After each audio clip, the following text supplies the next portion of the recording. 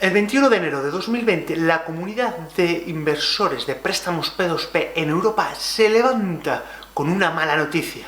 La página web de la plataforma de inversión Investio se ha caído. ¿Qué ha pasado? ¿Es un ciberataque? ¿Están migrando la página web a otro servidor? ¿O, como dicen los más agoreros, es una estafa? Para todos aquellos que no conozcáis Investio, dejadme poneros en situación. Investio es una plataforma de préstamos P2P fundada en Estonia en 2017. Esta plataforma se encarga de proveer financiación a empresas de los países bálticos en diferentes tipos de sectores económicos, como por ejemplo pudiera ser el sector inmobiliario, el sector alimentario o incluso el sector energético. Es más, en la página web de Investio puedes llegar a financiar proyectos en el sector de la minería de criptodivisas y criptomonedas. Como he dicho, fundada en 2017, esta compañía pronto se hace un hueco entre las favoritas de los inversores de préstamos P2P en Europa, y es que ofrece rentabilidades de hasta el 22% anual. Rentabilidades de hasta el 22% anual que son muy golosas. Sin embargo, todo cambia el 21 de enero de 2020, cuando Internet se llena de conspiraciones, confabulaciones y conjetura. ¿Qué es lo que ha pasado? Cuando invertimos en cualquier tipo de producto financiero, tenemos que tener en cuenta los riesgos que estamos asumiendo. De la misma manera, si invertimos en préstamos P2P, tenemos que ser conscientes de esos riesgos. Riesgo a que el crédito o el préstamo que estamos financiando no se llegue a devolver nunca, o el riesgo a que la empresa que proporciona esos créditos quiebre, o incluso el riesgo a que haya una crisis general en la industria y no sepamos qué pueda pasar, porque recuerda, la industria de los préstamos P2P es muy joven. Surge en 2005 a raíz de la creación de una empresa llamada Zopa en el Reino Unido. Empresa que, por cierto, sigue hoy operando. Diferente a Zopa, Investio fue fundada en 2017, pero pronto se hizo con una masa de 13.000 usuarios que llegan a invertir 35 millones de euros. Pero entonces, ¿qué es lo que pasa con Investio? ¿Es un ciberataque? ¿Es una estafa?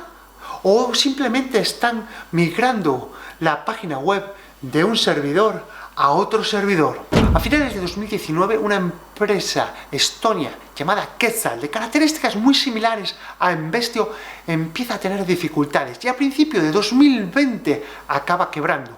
Muchos inversores piensan que esto es un fraude y corren rápidos y veloces a retirar sus fondos de Investio. Aquellos proyectos que daban un 22% de rentabilidad anual ya no son interesantes para los inversores. Noticias que han pasado meses atrás empiezan a verse con otros ojos. Por ejemplo, un cambio en la dirección de la compañía o un cambio en la propiedad de la misma. En cualquier caso, la retirada de efectivo de Investio se suspende el 15 de enero de 2020. El hecho de que la compañía no da ningún tipo de señal ni hace ningún comunicado oficial, lo único que hace es exacerbar los ánimos de los inversores que no saben qué es lo que está pasando.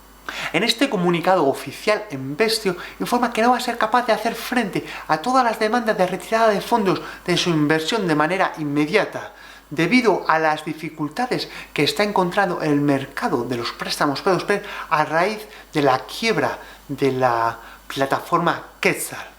Advierte además que está siendo sometida a un ciberataque y que existe una campaña de desinformación sobre su compañía. Parece ser que esa comunicación de Facebook tranquiliza a algunos inversores, pero el hecho de que la página web se caiga ese mismo día no tranquiliza a la mayoría.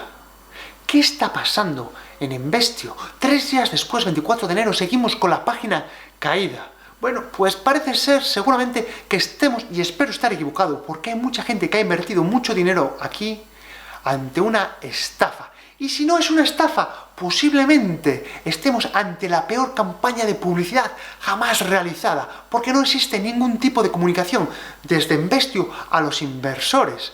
Es más, los perfiles de los trabajadores de Investio han sido eliminados.